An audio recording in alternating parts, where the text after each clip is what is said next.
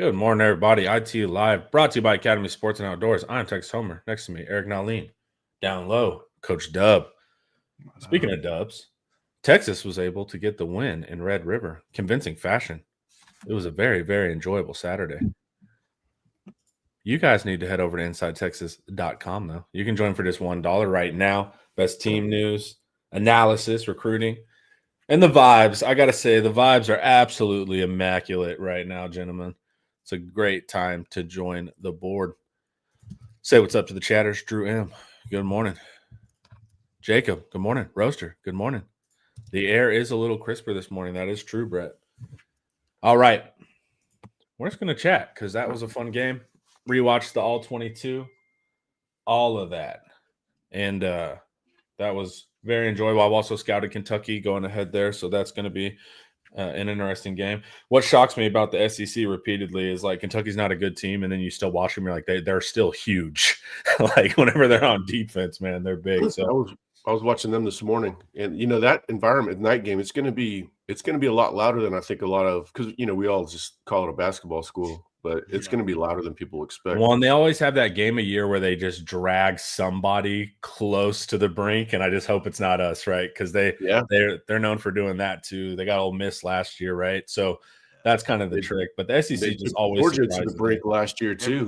They should have beat Georgia last year, and they played Ole Miss close again this year. Georgia kicked their tail. They're coming off a bye week too, so there's another factor. But the last time they hit the field, they were down 35-7 going in the fourth quarter. But they had a bye week. We'll probably talk about it. Hopefully, David Williams gets in here because he had a massive man crush on Seth McGowan, and Seth McGowan is balling for Kentucky. He's balling for real. Basically, it's their backs and their tight ends, and then Kendrick Law, if you guys remember, from Alabama.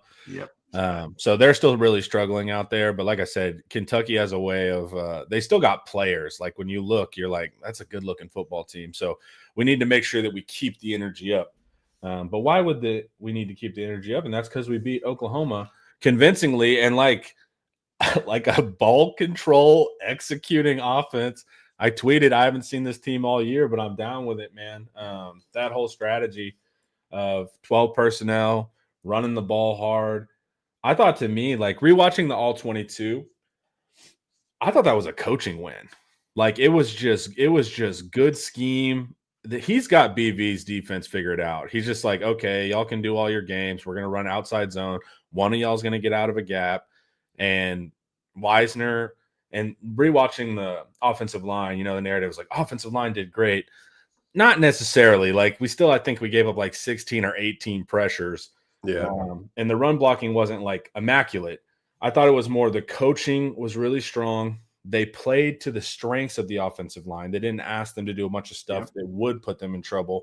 And then I thought Wisner just played hair on fire. He has those games like 2 or 3 times a year, Clemson, A&M, OU last year, where he just goes off. Basically, when outside zone starts working, Trey Wisner starts working. And that's what we saw. So to me, I just came away more impressed with the coaches. I thought it was you would think heavy personnel running the ball was ego ball. No, I thought it was a very like them being like, all right, this is the way. And they did it great. So what were y'all's initial kind of thoughts after rewatching and thinking about it longer? I mean, I thought it was a complete 180 from the week before, where I thought both game plans were terrible. I thought the defensive game was an aberration. I wasn't worried about the defense going into this one. I was worried about the offense for sure. And we started to hear things like, hey, it's going to be more like what they would run with Quinn Ewers. And I started feeling better about things because, that's a lot quicker passing game. And then you got plenty of the arch stuff where he just kind of he's running flat to the line of scrimmage to buy time and finding guys. He was definitely feeling confident because more often than not, he would just take off and run and take the free yards. But he was seeing the field well and feeling good about his passing.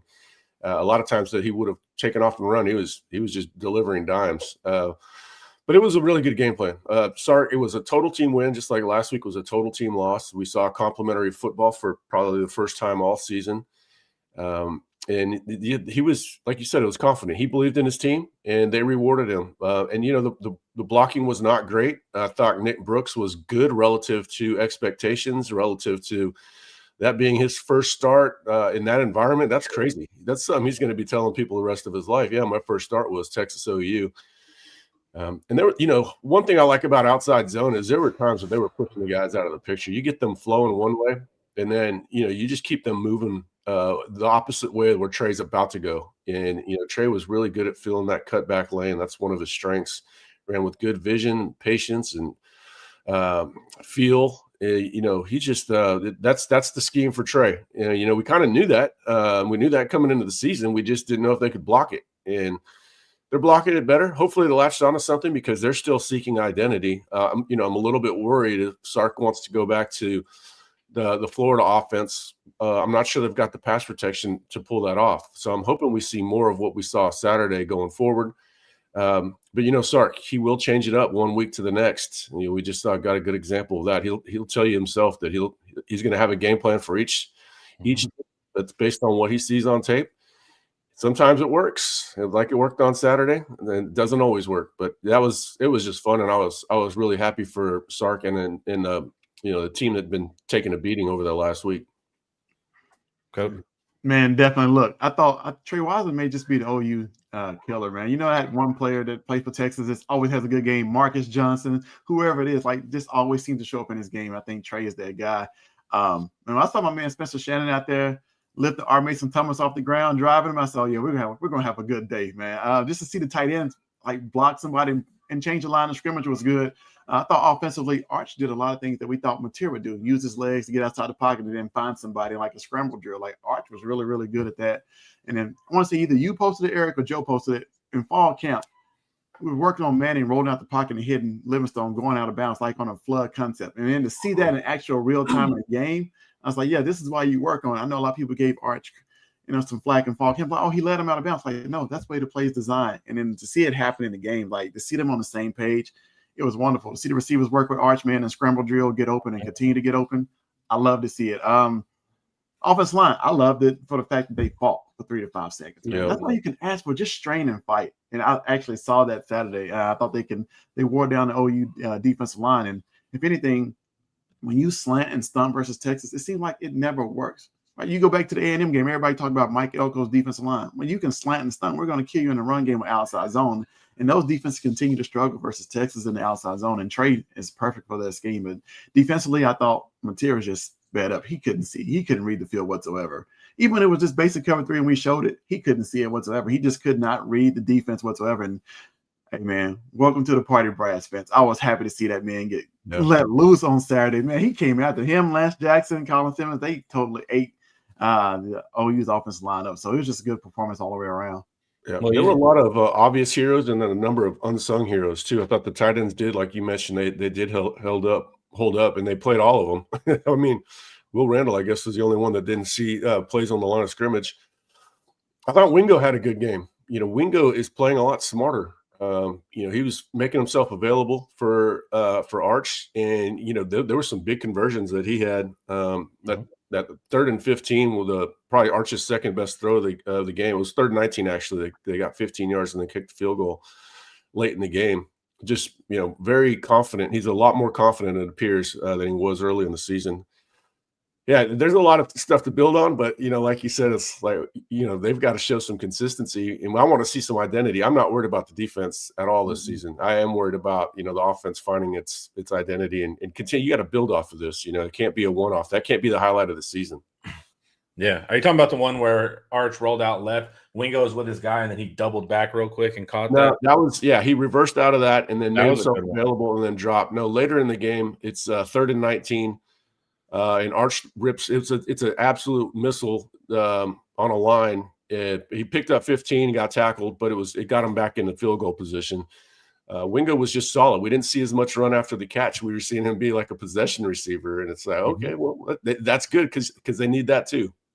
Yeah, they worked scramble drill. We said it preseason. Look, Arch is going to break the pocket. That means receivers are, Sark's system was very like, I run this route, right? Because it does X, Y, Z. And it's like, look, when you're going to have to work with Arch because he's going to break the play a lot. And this was the first time I saw it several times where people were working into his vision, aware. Remember when I would get annoyed because the receivers weren't aware of who was near them earlier in the year? They're aware of who's near them. They're making play. That's going to be absolutely critical. That's going to be the biggest thing. Eric mentions consistency, right? with kind of sketchy teams, they can beat teams they're not supposed to, and they can lose to teams they're not supposed to. So let's see if that's a corner turn or if this is just kind of the highs and lows of a weird offense. But what did give me solace was driving the field. That's what good offenses do. We hadn't seen that at all, and they did that several times. To me, that's where a little bit of the hope, and I don't let too much hope set in, fellas. But I let about 10% of hope in for a second when they were driving the field. We heard against Florida they couldn't do that. They couldn't drive the field. That's why they had to just throw up prayers. And the other ADOT against Florida average depth of target was 20.4 or something absolutely ridiculous, asinine. This week it was ridiculous. It was ridiculous on the other end. We need a little bit more than that. But we were told they can't drive. They can't sustain drives because something can go bad. Okay, well, people sustain drives every weekend. Yeah. It's up to you to play more disciplined and not have penalties. And that, after that first drive or two, which, I mean, we were all thinking the same thing, right? When they had a couple of penalties, like, oh, this is going to be a really long day for the offensive line. Yeah. Then they started playing better, and lo and behold, they started driving the ball, and they had some big drives. The game was still, somewhat in doubt when they had that, they're backed up and Arch throws that out, the one to Livingston on the flood, which was that's going to be one of the best throws of the year from any quarterback, and he's going to have like 3 or 4 that would rank in the top 20 probably. He's got that arm talent. Somebody mentioned the film guy breakdown. That guy's pretty good, especially after he has all 22. Not so good when he doesn't have all 22. He broke down he was the one that was on Arch after Florida, and then he came back the next day after watching all 22 and said, no, that was on Sark. He highlighted a bunch of good plays, including that one. I'm sure our guys will go over some of those in film review this week. But that said, the talent is so obviously there with Arch, but we're starting to see that game manager ability, which is good because you're not always going to be able to go off and make one highlight reel play after another. Sometimes you just got to play within the offense, and he did that. But he still did it in his likeness, where he was improvising. And like I said, he wasn't trying to break off runs. There was times he could have probably got 8-9 yards. He was trying to beat him with his arm. So I think between the Florida game and that game, we've seen him take some huge strides, and then his pocket mobility, making that first rusher miss is really uncanny. Those guys are going to have to come in under more control if they want to get Arch down. Yeah, we had, like I said, I can't remember if it was 16 or 18, but we had 16 or 18 pressures that game and 1 sack, so Arch is just immaculate at that. And that's a huge, huge strength. One thing I want to say about Brooks, Brooks had like 6 of the pressures himself. What Brooks does is he's very athletic. So he can move, man. His feet are nice for that size. What he does that was different than the person that started before him, he'll run you out of the play. So if he even gets beat, that's fine. He's going to turn around and still run you out of the play. They were much more confident in their assignments. DJ Campbell was on a holy war versus, I think Ian said, Kip Lewis. He was inspired. It was none of that weird trepidation where they were coming off the line and like, what do I do? And so just them going forward and being confident, even though I don't think it was a great game for them, made all the difference. And if we keep seeing that, we'll be in a much, much better situation on the offensive line. 1,000%. Brooks had one play where he gets his guy and then he goes up to the second level, and it looked like something a senior would do. You could see the flashes of how good he's going to be. Yeah, it's really one of my favorite developments because we're all talking about next year in the portal. If this guy keeps growing like he grew up within that game, they're not going to have to worry about one of the guard spots next year because he's going to have that. I'm not sure if they'll be ready to flip him to tackle. Maybe that's a possibility, but it looks like he's gonna start. And if that game is a sign of thing to come, he's gonna be a 40-game starter unless he's a 3-year player. Yeah, evaluating Brooks, there were some issues. He's also a true freshman starting in Red River. Yeah. So that context was wild, and he's physical. That matters, man. Yeah, the effort definitely there, Brooks. I don't know if you saw the film breakdown, but he's running 10 yards down the field trying to find somebody else to block on one. I was like, okay, this is what I want to see. He played very hard. And, they were the more physical team. A lot of that's just effort, right? Bringing your physicality to bear. And then they did that. It's weird. So it kind of ties into this question or this comment here. I'll read it real quick. OU fans talk Mateer up as if he was going to be quarterback Jesus and single-handedly beat Texas. We put him in a box. And now OU fans want to make excuses be a good little bro, and hold the L. We got a couple thoughts on that. First of all, there was a massive enthusiasm gap going into this game. We did the thing at Texas Live on Thursday or Friday, and it was 9-1 OU fans to Texas fans, probably more so. And they were really, really confident. Everybody in their market was really, really confident. I think they had way too much belief in Mateer. He is a good college football player, but he is not this otherworldly talent that's going to will you over the top against a good defense. And there's just too much recency bias baked into the Texas game against Florida. That was not going to be a defensive performance that they could replicate because they can't run the ball. And so they were going to have to be too reliant on a guy that's coming back from injury, probably mentally not there, just trying to overcome the physical issues. When you have a physical issue, it can mess you up mentally. They had way too much confidence in their team in general. I think they had too much confidence in their defense outside of their defensive line. When I see their D-line compared to their secondary and their linebackers, it just looks different to me. Like the D-line, you could see some animals up there. The rest of the defense, I think, just benefits from having that defensive line, whereas Texas, the talent is more spread throughout all 11, and really the depth after that. I mean, Anthony Smith isn't even a starter. That guy would start at pretty much any other school. So Texas the fans were way too down. I picked Texas. I didn't know for sure that they were going to win, obviously, because there's still that little thing in the back of my mind where, they could come out and play poorly. But early on, I felt really, really good about it. I thought OU was out of tricks pretty early. Well, and if you look at Mateer's stats versus Power 4 teams, it's jarring. Yeah. Like he basically got to play a group of 5 schedule last year. Yeah. Right. And beat up on a lot of lesser teams. And they still lost a lot of games. And he still had weird games where he would go for 55% completion percentage. Yeah, his thing is that he's extremely tough and his teammates believe in him and respect them. But yeah, I mean, everybody saw the Auburn game, right? Auburn should have won that game. So how good is Auburn? Auburn is decent. That's one of those SEC teams that scare the crap out if you have to play them. But if you watch them play another team, you're like, they're not that good. When they're on your schedule, like, oh man, these guys are dangerous. But yeah, they should have, Auburn should have won that game. I think OU was overrated. I think now they're in a world of hurt. I think people are going to realize who the real OU is now because their schedule is absolutely brutal. Thank the Lord that Texas has, and Texas. There's no easy outs in the SEC, but thankfully they don't have to go on that run that OU does. That's brutal, man. They're 7-5 to me would be a shock. Like that would be really good for them, but based on where they're at now. Well, especially because you have Texas expose all the weaknesses. That's the worst because now it's on tape for everyone. Everyone knew they couldn't run, but like it's on tape, and that's a big factor too because the rest of the teams are going to know. Okay, here's the blueprint. Make Mateer play hero ball. And get my guy. Oh, sorry, I thought you were done. He's not a good reader of defenses. Get my guy Betronic up here on the Cole Hudson question if you can. I got to log back in so I can bring questions up. Is Robertson an upgrade over Hudson? Is Cruz ready?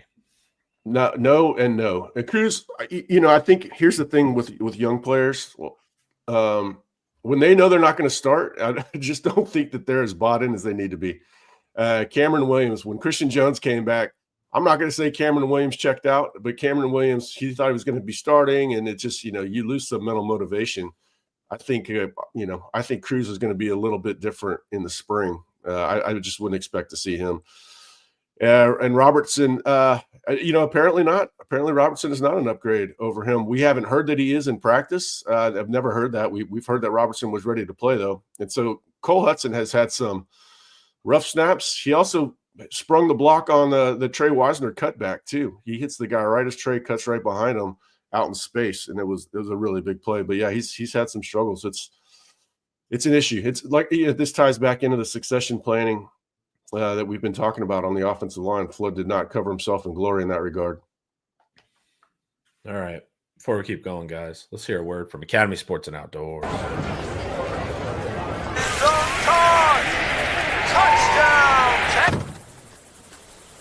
Any gate can be a tailgate.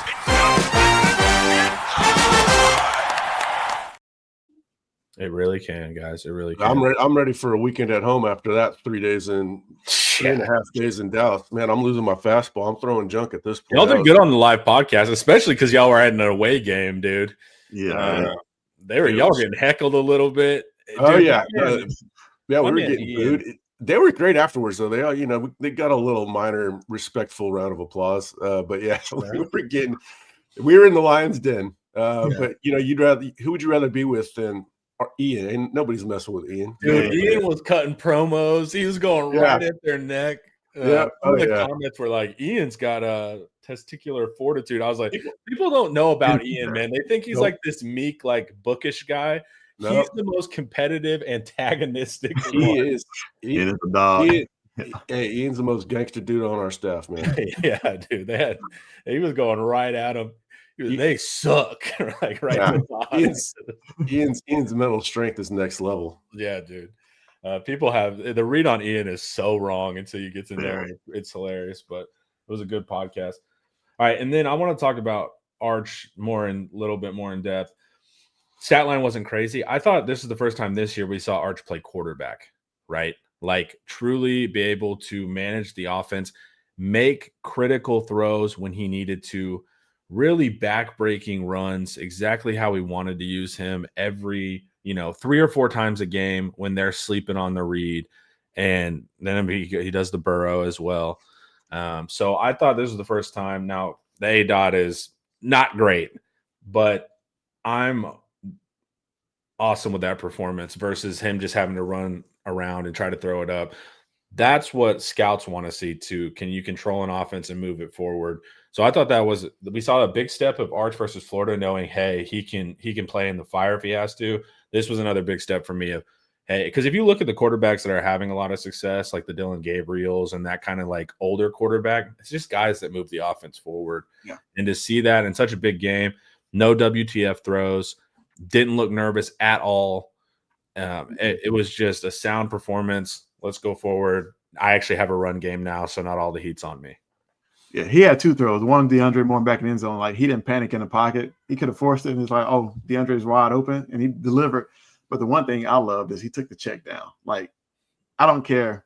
Take the check down and say Tom Brady made a living off of it, right? Mm-hmm. And let your athletes work in space. And Trey Watson did a great job making people miss in space on the check downs multiple times. So the check down is there. I was glad he got to it earlier in his progression versus he's about to get hit like he did in previous games. So to see that growth, man, he's getting better and better every week. Like, he's getting more comfortable. And he can use his legs on top of that. I'm telling you, Arch is going to be dangerous. Yeah. Speaking of New England Patriots quarterbacks, you saw that rollout dime that Drake May threw last week, and then Arch comes out, and I'm telling you, that's a very good comparison for May. And I really messed up because we were just around Mac Brown for that Texas Live thing, and I should have asked him about that. How valid is that comparison to May and Arch? I would have loved to have gotten a comment on him on that. But I think we saw growth. I think we saw growth against Sam Houston State. I think we saw a lot of growth versus Florida, the toughness. I'm telling you, this guy can will you to victory like Sam Ehlinger. But his pocket mobility against Florida really stood out to me. And willingness to stand in there and take a hit. It's just, man, he'll take a hit himself to get 15 yards for his team. That's a lot of quarterbacks won't make that trade-off. And then, the manager thing. It's crazy. If you look at the NFL, even these managers are playing in the NFL now. It's like, it used to and succeeding. Yeah, 10 years, I never would have thought Dylan Gabriel would be a starting NFL quarterback just based on his college traits. It's a lot different now. Knicks. Yeah. It wasn't. Speaking of OU quarterbacks, goodness gracious, Baker Mayfield broke my boys off yesterday at 3rd and 20, and he somehow gets it after being tackled 5 yards behind the line of scrimmage and breaking it. Just insane. That guy's. That's what they think Mateer was. Like in their head, they're like, we got Baker back. We got Baker back. It's like, dude, Baker's a rare human being.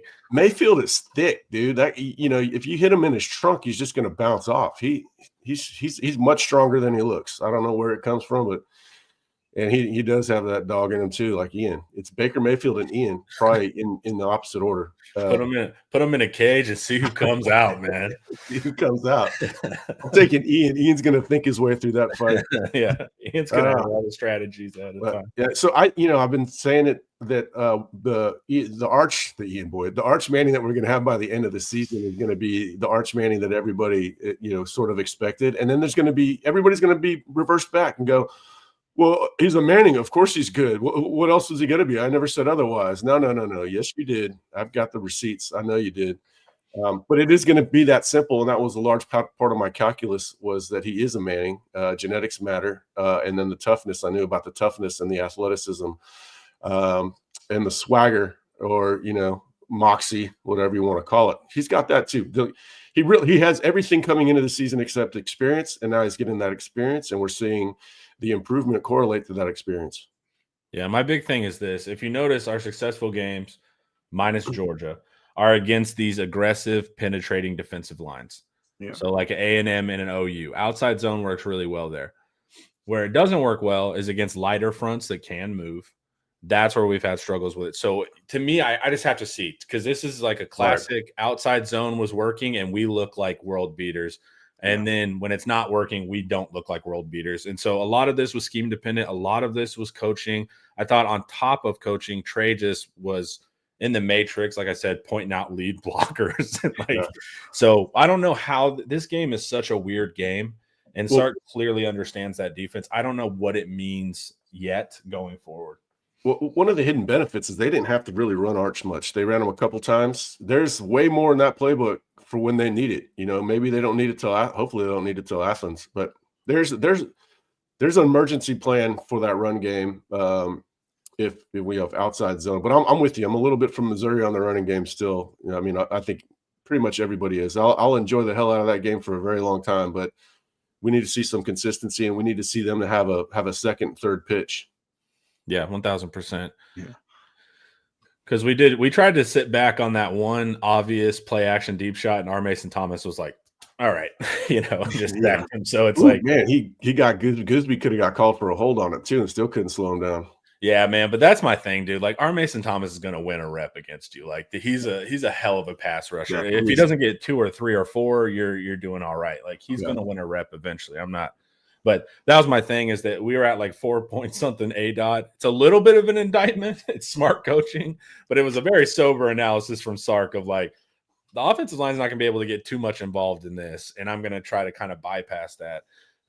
But hey, I was like 12 personnel running the ball. That'll never work. Because it hadn't, to be fair. And especially outside zone, we had harped on that was like our worst scheme.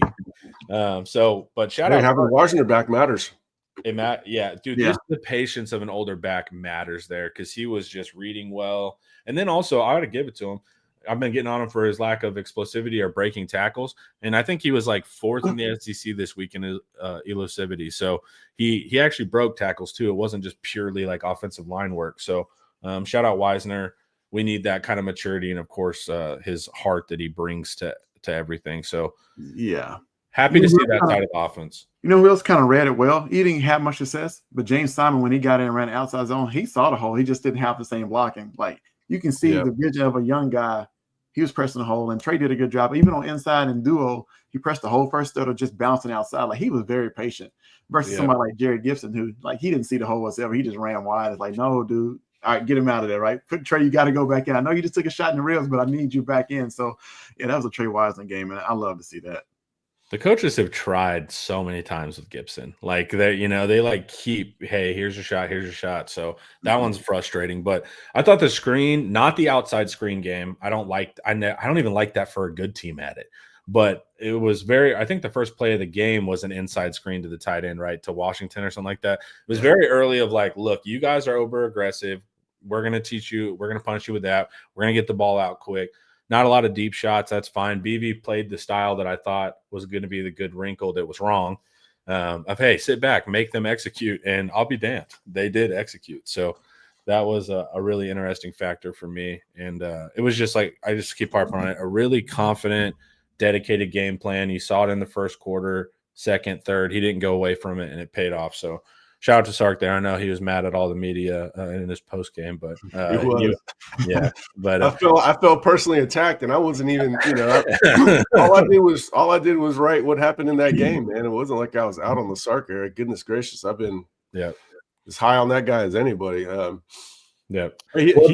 he's patient. He's always patient within games. He acts like there's 10 quarters in a game, right? And I don't mean that in a negative way because he knows football better than anybody or better than most people. Yeah. And it is a long game, and games take a while to develop their personality. But once they scored that touchdown, the game was over. That's the way it felt in the stadium. Anyways, he gets it. He was playing the long game. Lots of body blows in the run, and then in the second half, it really opened up. Well, they crack me up because this is every athlete and coach ever. We don't listen to the outside noise, and then as soon as the press conference happens, they mention all the outside noise. Yeah, how it was wrong. I'm like, Yep. you guys are so full of it. Everyone does. As soon as they win that game, I was driving home. 3-hour drive home. I got a lot of time to listen to some stuff. I went to his post game press conference first, and that was a funny thing that stood out to me too. Yeah. We got to block out the noise. And he's like, I know. He was about to start calling us out and quoting stuff that we had written and stuff. But I'm not paying attention though. Yeah, exactly. They always do that, dude. They're like, we don't hear it at all. We're just in our bunker, and then they name everything as soon as It's they're funny. human beings. They read everything. It's not good for your mental health, but they do. I've had coaches ask GAs, hey, go listen to other press conferences to see what they're saying and then bring it back to me. So it's like, stop it. Y'all all listen. You want to know what they're saying about you. Yeah, it's a human instinct that you frankly have to avoid when you're losing. But of course they listen. But they always do that in the post game, and it cracks me up every single time. But it was awesome. It was the only thing that makes me nervous is only scored one touchdown, and it was on a busted play.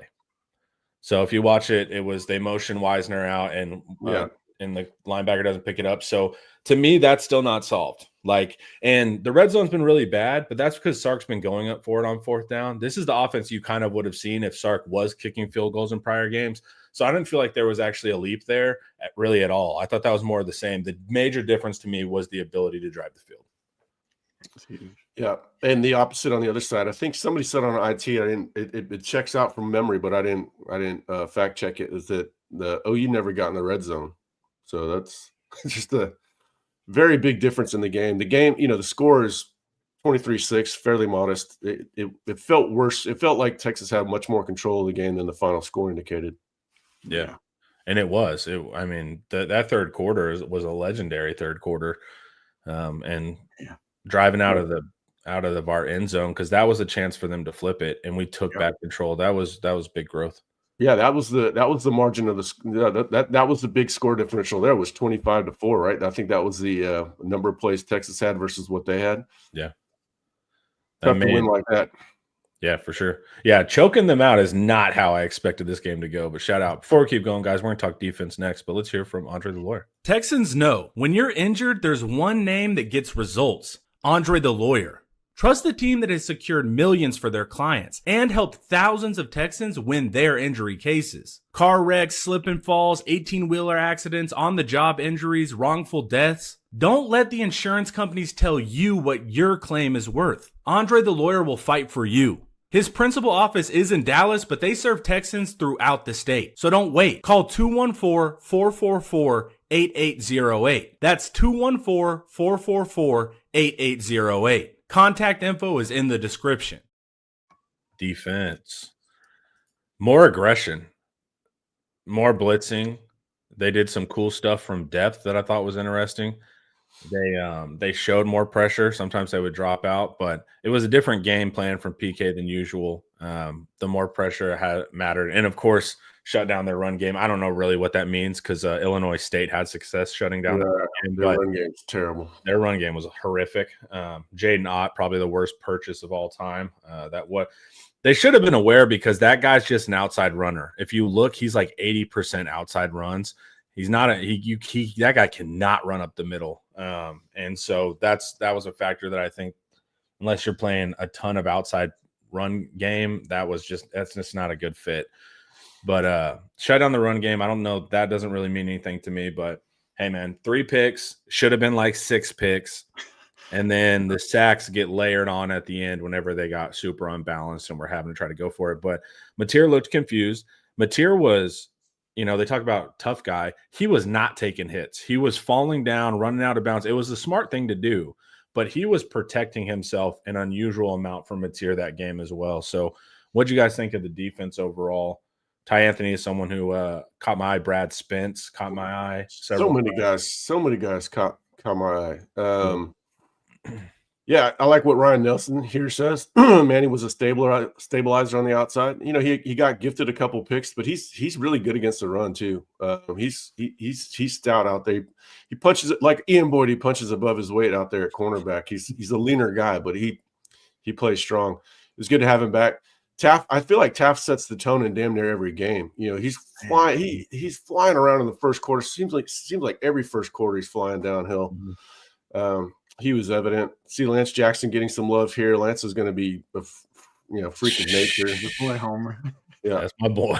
Yeah, I don't. Maybe people might not remember, but he's already like power cleaning 380 pounds as an 18-year-old. He's a freak, total athletic marvel. His family, he's from a family of athletic marvels. Lance is going to be really good. It was awesome to see. It feels like the monkey's coming off everybody's back here. Where Collins getting sacks, Sark is calling good games, Arch is making plays. It seems like all the people that were Ryan Wingo's reliable. All the people that were pressing early in the season, it feels like they're doing a lot better. It was good to see Colin get his 2.5 sacks. Brad Spence, I mean, that's why you leave Arkansas for Texas to beat OU, to play in that game. Yeah, I mean, they're everywhere. He's scary looking, dude. Like with those dreads, too. Like he's an intimidating player, man. And he was moving around and hitting dudes. He's built up. Yeah, I could never get that guy on the phone when he was in high school. He seems like he's all about football, and that he's going to have a huge impact in his 2 years at Texas. It's really good to see him getting more and more involved. And you can never have enough pass rushers. Yeah. I think Texas is playing that out this season. Yeah.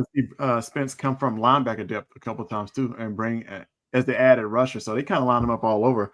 I know they say Manny was gifted the one pick before halftime, but we've seen corners at Texas specifically have a mental bust where they wouldn't have played the deep third and even been back there. They would have like, oh, I don't have anybody covered. They would have covered grass. So Manny, cerebral. He's always been smart. Just like, you know what, I got deep third. I'm gonna keep working back, and the ball found him, but more times than not, most corners don't even make that play. So shout out to Manny. I'm glad he was back. Man, the defense just balled out, man. They did a great job.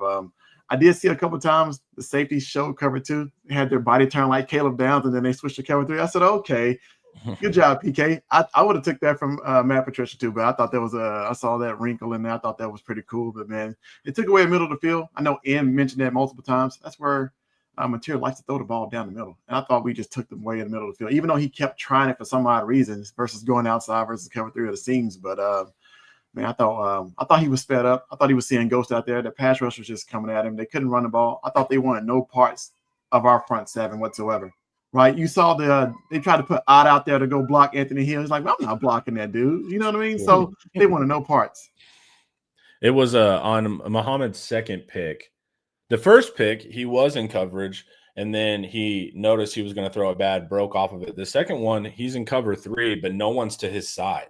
So he's like, all right, I'm going to go look for work. And he does go look for work. But on the all 22, you'll see Burks doesn't account for Muhammad and thinks he broke wide open. And so Burke raises his hand, give me the ball.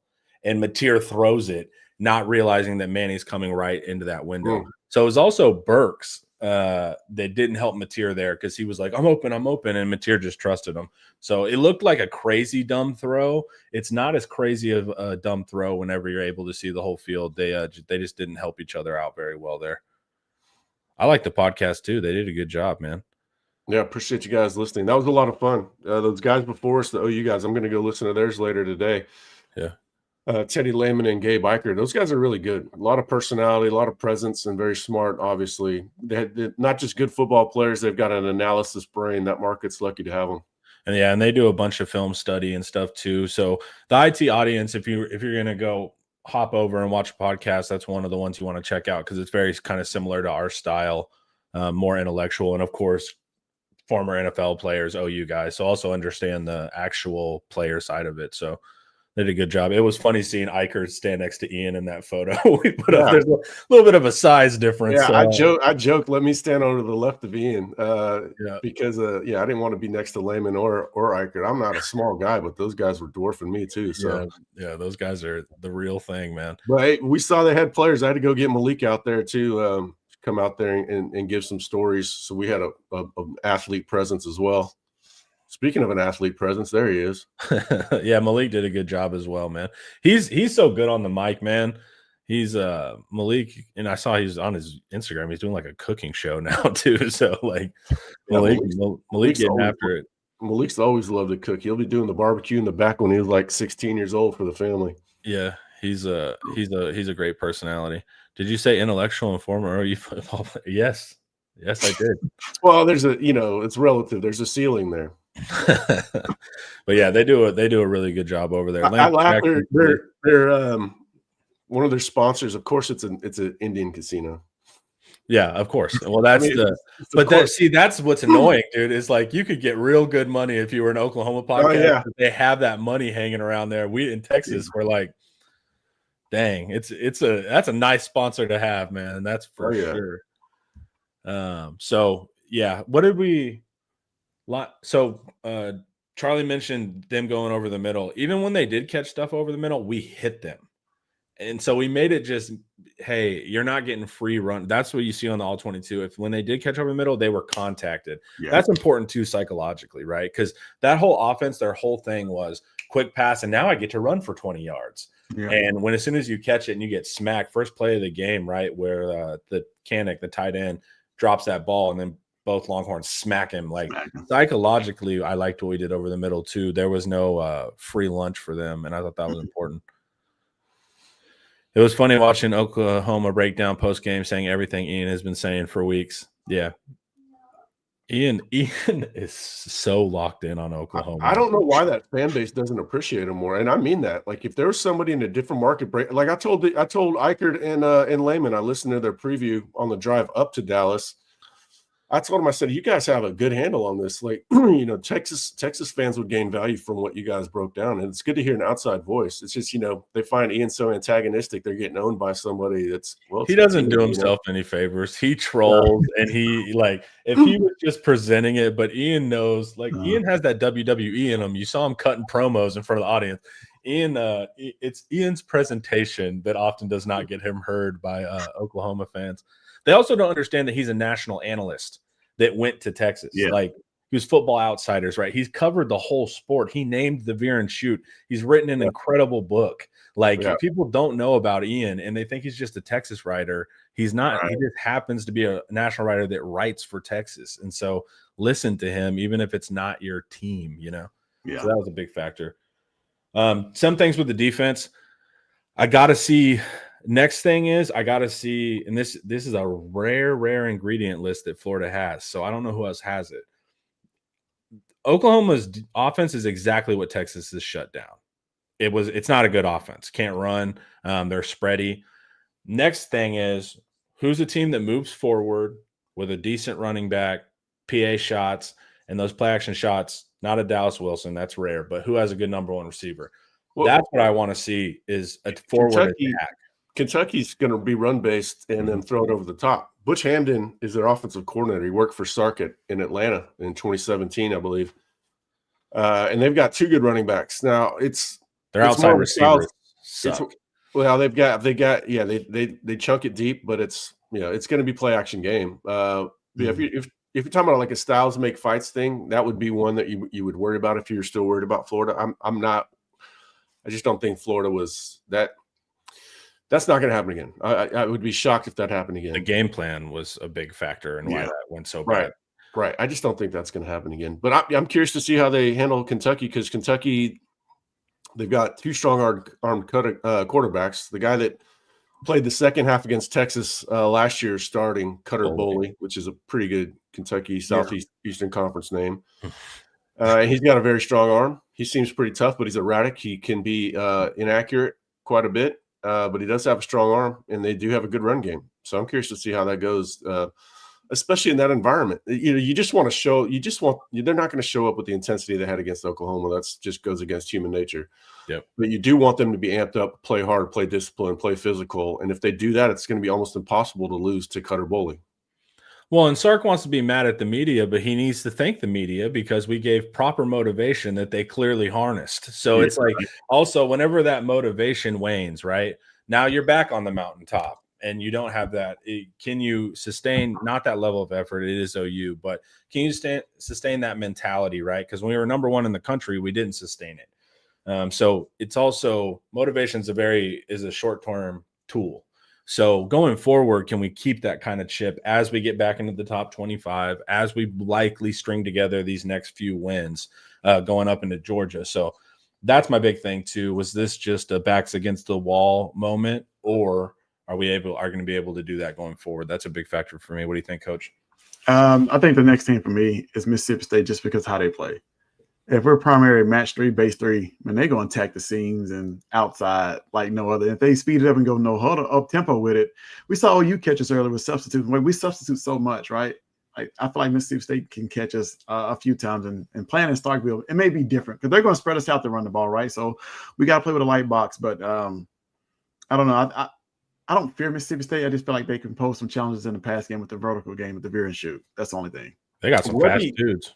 Lebby does a good job of getting them bought in. And they played Texas relatively well, or Texas played poorly, but whatever. They'll have some confidence coming out of the game from last year. It wasn't a blowout like you would have thought, or even like the score indicated.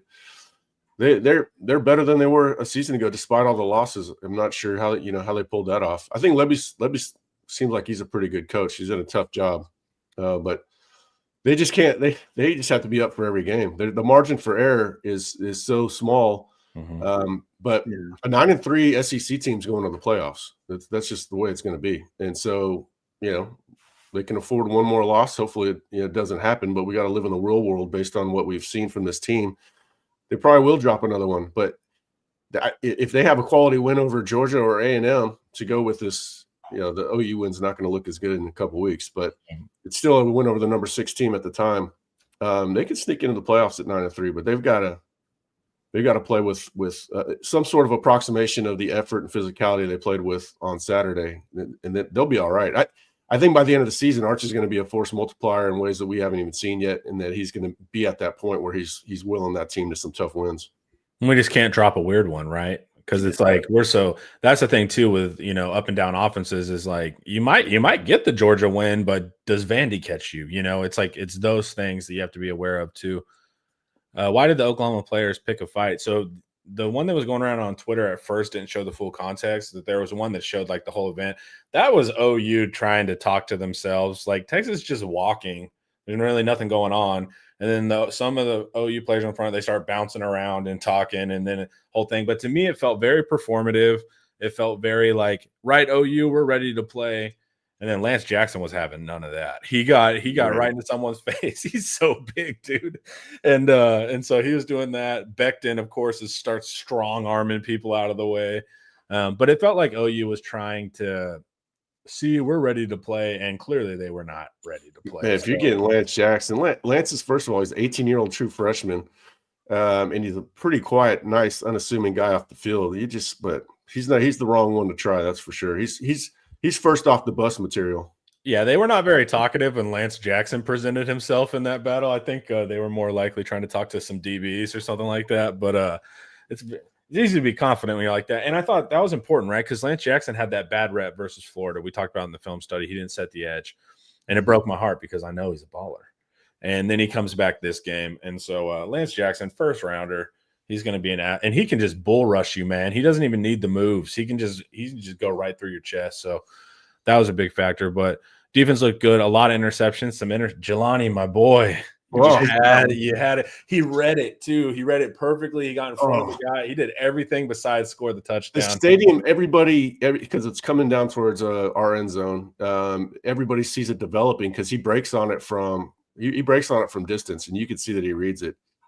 And he was more frustrated than anybody in that stadium. I can tell you that. You see him jumping up and down afterwards. That was tough because the stadium just wanted to explode. Luckily, we've got our celebration on the Niblet punt return with no flags on the play. Hey, bring up the Sugarcane Daddy one. I like that. This is good stuff. The Columbus Day one? Yeah. My son's home for Columbus Day. He just told me he wants to watch football. I turned off Paw Patrol and turned on Red River. I can't tell you what this does to my soul. Yeah, There dude. we go. Start the That's- propaganda young, man. That's a You good gotta- feeling. Well, hopefully the kid's not 14 and watching Paw Patrol, but that's a good story. I like the way my kid's home from school today. After I get some work done, I think I'm gonna go take him. We'll go spend the day together after being out of town for a few days. But that is a good feeling when they come lay down next to you and want to watch Monday Night Football. I can remember doing that with my dad, and my kid's doing that more and more at 7 years old. So that is a good feeling for sure. Yeah. They Littleton as well. Not just Littleton's interception. There was some reps where he was just straight man and he was having to carry guys across the field on these shallow crossers. He looked great. Like, man, he's already balling, but he's gonna be like, dude, give him year 3. Littleton is gonna be Oh man, yeah. he's gonna be a leader, he's gonna be in control. Like, Yeah, it's Jahdae Barron all over again. He Yeah. is. I thought he gave up like the curl flat early. They had like a deep comeback. From then on, he never let a guy have a free release. Like if you came off the line in the seam, he got hands on you. He rerouted you before going. He's like, all right, I made the mistake once. I'm not giving that up again. So I thought he was gonna get him in. He got him an interception, but I thought he was gonna get more than that because Mateer was just kind of hanging that thing out. what there. was driving me nuts with the material when the OU fans were like, man, he's clearly hurt because he's inaccurate. I'm like, well, why was he inaccurate last year? Why was he's inaccurate? Yeah. Like, that's a material problem. Now, do I think he was in pristine health? Absolutely not. But there's one out. Remember the out way to the sidelines and it goes over Littleton's head and they like his back is turned running at the receiver and the guy catches it. You don't make that throw. That's an incredible throw he made if your thumb's hurt. And so they just didn't do their research. Us of evil Texas fans, we were watching all of Mateer last year and we were like, he does this, man. Like every third game, he just puts up a bad game, especially against any competent defense. Mhm. That's Mateer. They just have they think he's Baker Mayfield. They just built him up, but the tape shows that every now and again he's going to do something like this, and he's never seen the Texas defense either. And so yeah, I think that was just par for the course. But I was surprised it was still like 55% completion. Should have thrown 6 picks. I mean, he got absolutely demolished, but no run game. That Littleton pick took a lot of coordination and hand-eye coordination because that ball changes directions real quick and gets on him pretty fast. He still held on to that. That was great. He's going to be awesome. I think the secondary next year is, obviously the safeties are going to be the issue because Jelani's probably gone. But the corners should be insane. Yeah, it's and also Littleton's smart freshman. He's running with the ball. They start getting near him. What does he do? Like a back. Right up. Oh yeah. And so Well, he was a punt returner and kick returner in high school. He's used to having the ball in his hands. Just a natural football player, man. He's just like Jahdae, except probably. Well, I don't know. Jahdae blew it out at the combine, but Jahdae wasn't really known for his speed on the field at Texas, right? I mean, he's not slow by any stretch. Littleton might be a little faster. Yeah. You guys want to talk about the punt return? That's what you get, OU. Dude, honestly, what they don't understand is those refs are not going to give them anything for the rest of the year because they embarrass those refs. And those refs are cliquish, dude. Like they watch out for each other. And man, like that gamesmanship y'all did versus Auburn and embarrassed all the refs. You're not going to get a call for the rest of the year. And so, those two holds were massive. That one was a big play. Yep. Credit to OU media. I devoured as much as I could yesterday, and nobody was really crying about that play. Some people might mention it, but they know that that's not why they lost that game. But you're not even close. Yeah. How do we feel about the kick game now? Oh man, I thought I we feel should. good. Hey, Sark is asking him to hit grand slams. Right. That first one was 48, right? And he put a little draw on it. It was perfect. Then he hit the upright. That one missed. And then which is a good call. Yeah. And then that one, he tried to hit it from 60 or whatever the heck that was. I mean, what was Sark doing? I think Sark was trying to make it a 2-score lead at that point. When it was 4th and 4. Now you don't want to go for it. You want to kick a 60-yarder or 58-yarder, whatever that was. But Sark has been amenable this season, right? Like he's done like I'm not going to run the quarterback ever. He runs the quarterback. He was like, we go for it on 4th downs. He even said in the presser after it, he kicks field goals. Like Sark has been, even though there's still some like he's running 12 personnel. Like it is what it is. He's running the ball. But on other things, he has been willing to let, Arch kind of play hero ball. A lot of the things he is on record saying he doesn't like and won't do, he has done this year. And I think that is a good sign, because a stubborn coach is when you start getting freaked out, right? Exactly.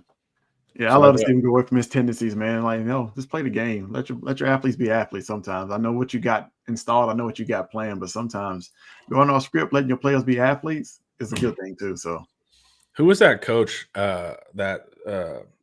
source after one of the games, either Eric's article or yours, Coach Dub, where he was just like, y'all got athletes, man, just let them play. It was one of y'all's articles when y'all talked. We wrote that a couple weeks ago. And I think, he was like, look, man, you got the talent advantage on literally everyone according to On3. So let's do that. But hey, man, that's what I like. The receivers didn't have a big day. They just converted where it mattered. And I can't stress how huge that is for an offense. Because my fear was they take away the explosives and then what happens? And luckily that happened. So to see Arch's growth, now he starts to game manage where he needs to. And then he starts Arch managing, and going out of the pocket and hitting bombs. That's when Arch is going to ascend back into the public good graces. Even though this past week, I felt like there was officially, even before OU, a pushback on all the Arch negativity, even from other fans that were like, all right, guys, this is getting a little silly. Like he has not asked for any of this weird obsession with him. So it's a big thing. Any final thoughts, boys? No, not really. I mean, it's not often I just speak for an hour or so I don't really have that many thoughts. It's hard to go for an hour. Some people in this market can talk all day long. I don't know how they do it. All right, guys. That was fun. That was a huge win. And then, of course, now we're going more into Kentucky mode, right? So tomorrow the live will be me and Paul breaking down the Wildcats. Not a great team, but like I said, still an SEC team, big, physical. They want to run the ball, classic kind of like defensive mindset. They play good special teams, all of that kind of stuff. So, and they're known for dragging better teams into the mud. They are off of a bye. That's how I give you guys a cliffhanger and entrance in Kentucky right there. Join Inside Texas for $1, guys. Team news, recruiting, analysis. You're going to be getting a lot of that coming up. Chat, peace out. Everyone have a good day. Let me make sure we have this quote real quick. I'll put it for 1 second. Okay, cool. Thank you, Sugarcane Daddy, for that one right there. We enjoy that. All right. Have a wonderful Monday, y'all. Peace.